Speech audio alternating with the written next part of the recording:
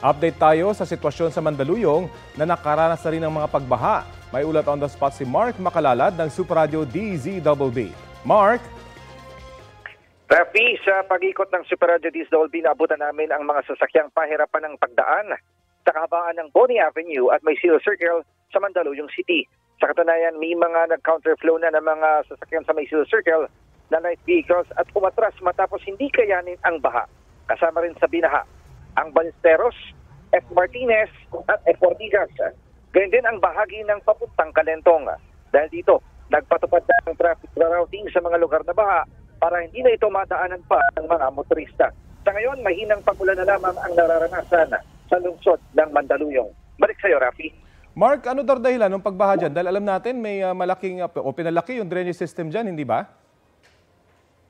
Tama ka dyan, Rafi. Oo, at ilang beses na rin nagkaroon dito ng mga pag-upgrade dito sa kanilang flood control project.